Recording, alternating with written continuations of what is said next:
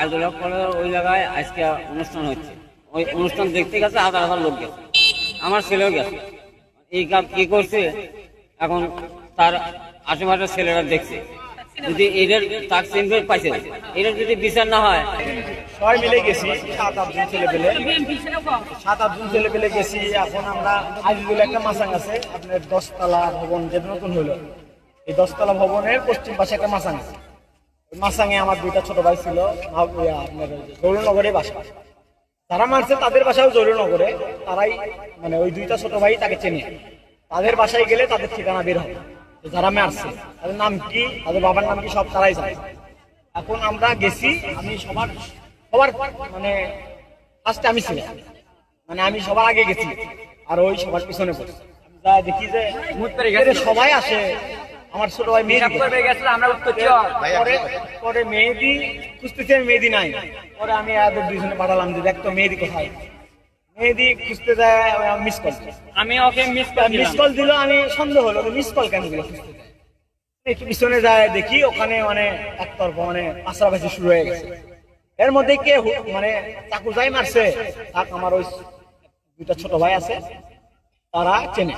তাদের নাম আমি এখানে বলতেছি না, তারা ওই 2 ছোট ভাই চেনে। তাদের বাসায় গেলেই বা তাদের বের করলেই তাদের 2জনের নাম বের হবে তারা মারছে।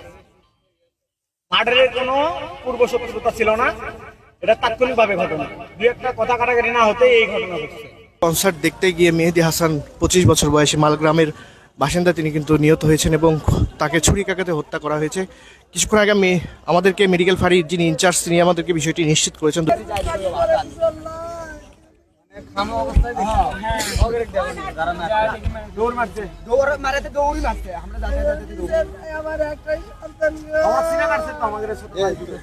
সবাই একসাথে গেছিলাম, তো যাওয়ার পরে আমরা সবাই মানে এক জায়গায় দাঁড়িয়ে আছি, আর ও পিছিয়ে মুততে গেছে, পিসাব করতে যায়, দেখে পিসাব করে গেছে, তা আমাকে ডাক দিছে। তা আমরা এখন সবাই গেছি, ওটি দাঁড়িয়ে দেখি যে ওই হাতাহাতি হয়ে গেছে, আর ওই যাই চাকু মারছে তাই দৌড় মারছে।